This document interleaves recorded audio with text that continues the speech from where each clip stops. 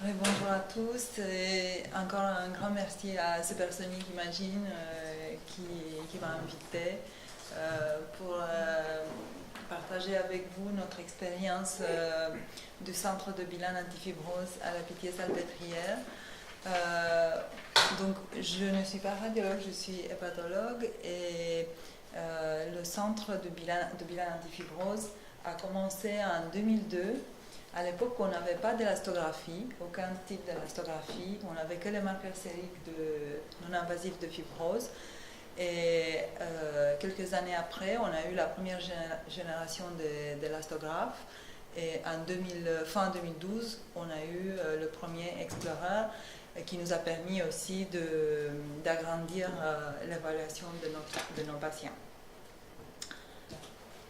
Donc je vais vous présenter un peu le contexte dans lequel on a besoin d'évaluer le foie. Le foie, c'est un organe qui est un peu, disons, caché, qui est assez difficile d'exploration. Et donc on a besoin de méthodes qui ne font pas appel au gold standard, qui est la biopsie, qui bien évidemment, comme vous allez voir, c'est un gold standard imparfait. Donc je vais vous montrer comment on fait le diagnostic et la stadialisation de la maladie, comment on fait le pronostic pour les principales complications. Et puis, il y a quelques populations spéciales, et ça c'est très bien que Supersonic Imagine développe les validations dans les populations un peu plus rares.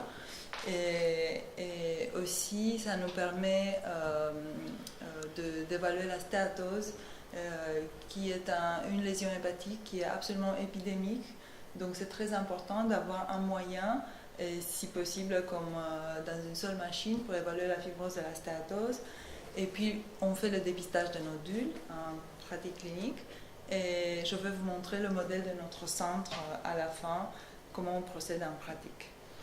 Donc les principales lésions qui sont les dénominateurs de toutes les maladies chroniques du foie, que ce soit lié au virus, à l'alcool ou aux facteurs métaboliques, sont la fibrose, qui est une accumulation de matrices extracellulaires, et donc c'est comme une cicatrice diffuse dans le foie.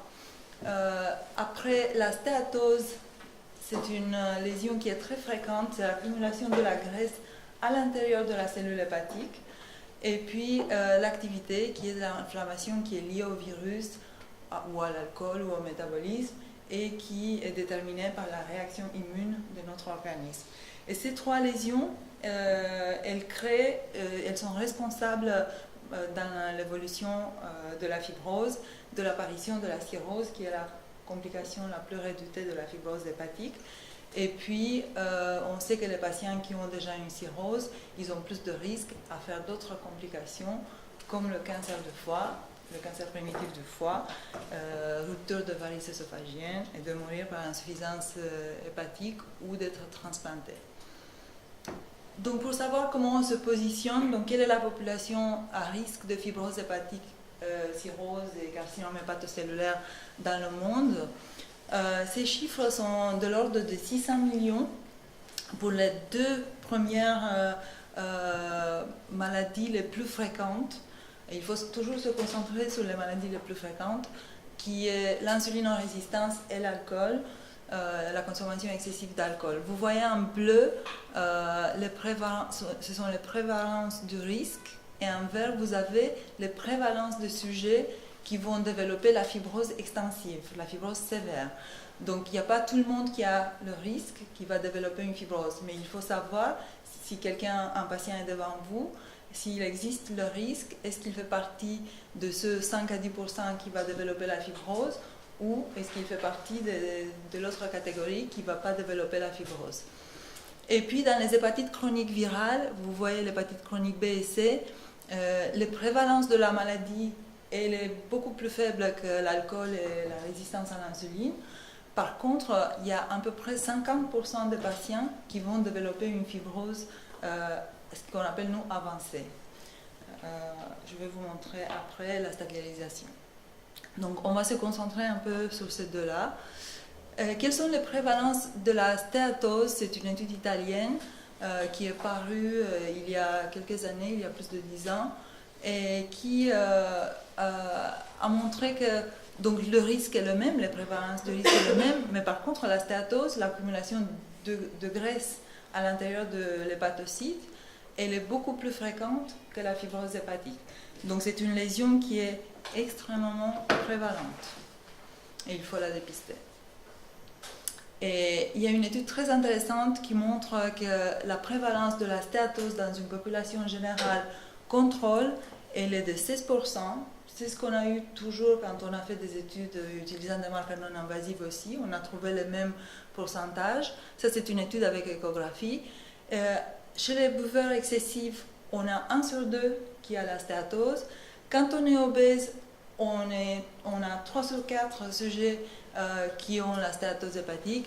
Et quand on cumule les facteurs de risque, comme l'alcool et le métabolique, on est presque à 100%. Donc les prévalences sont énormes. Et vous imaginez que la biopsie du foie, elle n'est pas adaptée à évaluer ces lésions hépatiques à un nombre si grand de sujets à risque. Et ça, c'est une étude qui est parue en 2005. C'est un médecin de la Pitié-Salpêtrière qui a eu l'idée de faire une biopsie à droite et à gauche au même moment et au même patient pour évaluer la reproductibilité des résultats. Et on s'est rendu compte que la biopsie n'est pas un gold standard, il y a des erreurs. Vous voyez à gauche, vous classifiez le patient comme n'ayant pas de fibrose F0 et il n'y a pas de stéatohépatite non alcoolique. Et puis à droite, on voit que le patient il est pré-cirrhotique, il est F3, au stade F3. Je vous rappelle que le stade F4, c'est la cirrhose, en classification Métavir. Et donc il a des lésions compatibles avec une stéatohépatite non alcoolique. Donc la biopsie, elle est invasive, elle a une morbidité qui est très importante, comme a été dit. Elle a une mortalité 1 sur 10 000, entre 1 et 2 sur 10 000, ça dépend de l'expérience du centre. Elle est imparfaite et elle est surtout inapplicable pour évaluer les lésions hépatiques. La biopsie n'est qu'un échantillon, donc on a besoin de méthodes qui évaluent le foie un peu plus dans son entier. Et donc l'élastographie des nouvelles générations, l'Explorer, on peut la combiner quand on les a à disposition comme dans les grands centres tertiaires avec les tests sanguins non invasifs. Et il y a des études qui montrent que quand les deux résultats sont concordants, on approche la vérité. Donc on sait que chez un sujet qui a eu les deux, et si les deux sont concordants, on est près de la vérité. À quoi ça sert de stabiliser la fibrose? Donc en fait, quelle que soit l'efficacité des traitements qu'on a actuellement, surtout dans les hépatites virales, parce qu'actuellement on peut guérir l'hépatite chronique C dans 3 mois et même moins de 3 mois, et puis on peut stabiliser l'hépatite chronique B parce qu'on a des antiviraux puissants qui suppriment la réplication virale. Donc quels que soient les traitements, on a quand même besoin de continuer à évaluer la fibrose et la stéatose. Pourquoi? Déjà, on sait que si le patient n'a pas de fibrose ou il a une fibrose minime, donc la zone verte, F0, F1, il faut le rassurer, il faut le suivre. Si le patient il se trouve dans les stades de fibrose modérée vers fibrose qui s'appelle cliniquement avancée, il faut traiter la cause. Et surtout, l'évaluation de la fibrose est importante parce que l'efficacité des traitements, même les nouveaux traitements, dépend de la fibrose. Quand le patient il est cirrhotique, il répond moins bien au traitement. Donc ça nous aide aussi à adapter la durée. Et puis, dépister les cirrhotiques pour prévenir les complications de la cirrhose, qui sont la rupture des varices œsophagiennes, les nodules de cancer primitif du foie, et puis le décès par insuffisance hépatique, et adresser le patient vers la transplantation. Donc ça nous permet aussi de faire le pronostic à long terme des patients, pour faire la fiche de route. Donc le diagnostic est facile. Il est actuellement recommandé par les grandes associations comme l'Association européenne pour l'étude du foie, par les associations de radiologues. Et je pense que l'intérêt dans la clinique pour les hépatologues, c'est que c'est cette association entre la dureté, la mesure de la dureté d'une région d'intérêt et l'image optimum d'organe qui est donnée par le visualisé en mode B échographique. Le protocole d'acquisition, sachez que ça peut se faire, l'acquisition de l'élasticité, ça peut se faire par un opérateur qui a été formé, qui n'est pas forcément médecin. Le patient il doit être un décubitus dorsal, il doit être à jeun, de préférence, parce qu'on sait que les patients qui sont non à jeun, ils ont une turgescence augmentée du foie. Et puis, pendant l'acquisition, le patient il doit être en apnée 5 secondes. Et puis, l'examen se fait par voie intercostale, à peu près à l'endroit où on fait la biopsie du foie. Et puis, il y a des contraintes techniques pour rendre un résultat de qualité. Et donc, le résultat, c'est un élastogramme bidimensionnel avec un codage en couleur. On voit la mesure quantitative, donc une valeur de l'élasticité exprimée en kilopascal. Donc, en haut, c'est le résultat d'un patient qui n'a pas de fibrose hépatique. Donc, les valeurs sont faibles, 4 kilopascal. Les valeurs, on a toujours la valeur minimum, maximum qui s'affiche, et puis la déviation standard et le diamètre de la Q-box. Et en bas, vous avez l'exemple d'un patient qui a une cirrhose certainement avec complications, vu la valeur. Donc, déjà, quand on voit le résultat 40,9 kilopascal, la moyenne, on sait que c'est un patient qui probablement a déjà une hypertension portale et qui probablement a une indication de transplantation. L'élasticité hépatique, elle est corrélée à la fibrose au stade métavir. F0, il n'y a pas de fibrose, F4, c'est la cirrhose. Et il y a des études qui montrent qu'elle augmente avec le stade de fibrose. Et ce qui est très intéressant, ce qui a une application clinique très importante, c'est qu'à l'intérieur du stade de cirrhose, on peut faire une différenciation plus subtile de la gravité du patient.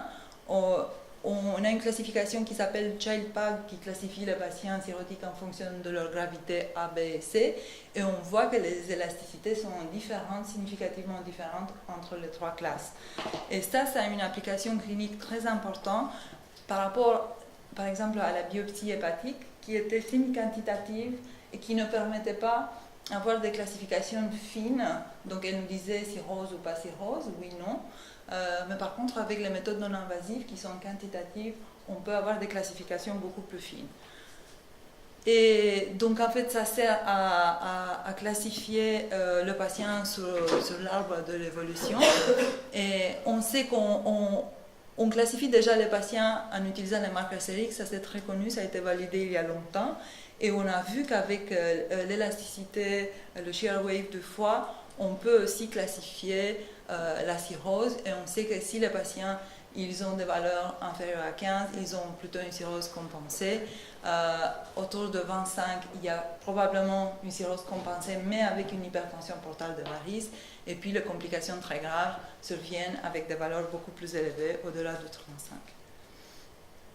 On peut faire aussi l'élastographie de la rate. Ça c'est très utile, il y a des études qui montrent que c'est très corrélé avec les différents marqueurs invasifs d'hypertension portale, par exemple avec le gradient de pression cave, portocave, et puis ça c'est une application qui est utilisée pareil pour l'instant elle n'a qu'une application pour la recherche clinique, mais peut-être plus tard sera utilisée en pratique clinique. On sait que la valeur de l'élasticité hépatique est corrélée par shear wave, est corrélée à la gravité des varices œsophagiennes. Et donc, par exemple, un patient qui a une élasticité moyenne au-delà de 20 kPa, il a plus de chances d'avoir des varices grade 2 et 3. Donc, quand il se présente devant nous, on sait qu'il faut faire une endoscopie à la recherche des varices œsophagiennes, ligaturer s'il est le cas les varices ou donner un traitement préventif contre la rupture des varices, des complications.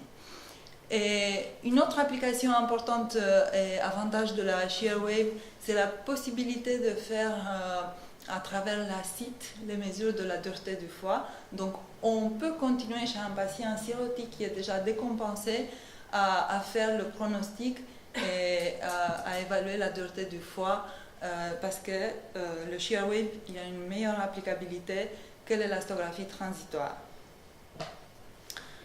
Donc le shear wave a une valeur pronostique. Qu'est-ce que ça veut dire? Ça veut dire que c'est un vrai marqueur de sévérité. Et on voit, c'est une étude, il y a une autre étude qui a été faite par notre équipe qui sera présentée à la FEF. On voit que les patients qui ont un shear wave supérieur à 21,5 kPa, ils ont une survie inférieure aux patients à 2 ans, inférieure aux patients qui ont des valeurs plus basses de shear wave. Donc c'est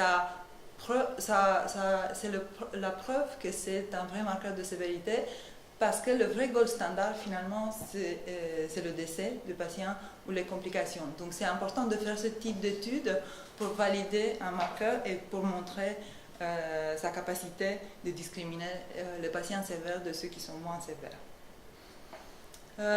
J'ai vu que ça a été validé récemment dans une population pédiatrique et puis ça a été validé dans une population de patients avec transplantation hépatique qui souvent nécessitent des biopsies hépatiques itératives.